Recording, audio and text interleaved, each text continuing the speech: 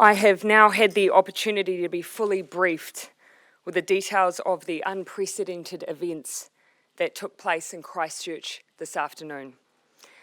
It is with extreme sadness that I tell you that as at 7 p.m. tonight, we believe that 40 people have lost their lives in this act of extreme violence.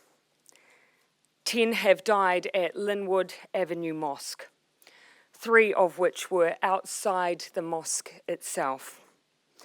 A further 30 have been killed at Deans Avenue Mosque.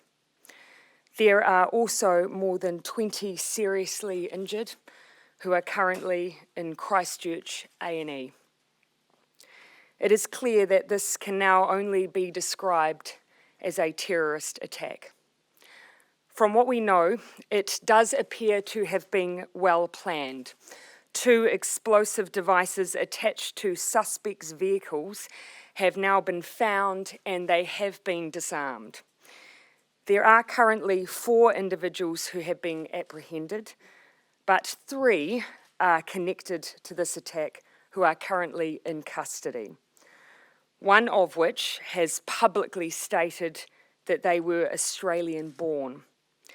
These are people who I would describe as having extremist views that have absolutely no place in New Zealand and in fact have no place in the world. While we do not have any reason to believe at this stage that there are any other suspects, we are not assuming that at this stage. The Joint Intelligence Group has been deployed and police are putting all of their resources into this situation. The Defence Force are currently transporting additional police staff to the region. Our national security threat level has been lifted from low to high. This, I want to assure people, is to ensure that all our agencies are responding in the most appropriate way. That includes at our borders. Many of you will have seen that Air New Zealand has cancelled all turboprop flights out of Christchurch tonight and will review the situation in the morning. Jet services, both domestically and internationally, are continuing to operate. I say again, there is heightened security. That is, of course, so we can assure people of their safety, and the police are working hard to ensure that people are able to move around their city safely. I have spoken this evening to the Mayor of Christchurch, and I intend to speak this evening to the Imam. But I also want to send a message to those directly affected. In fact, I'm sure right now New Zealand would like me to share a message on their behalf too. Our thoughts and our prayers are with those who have been impacted today. Christchurch was the home of these victims.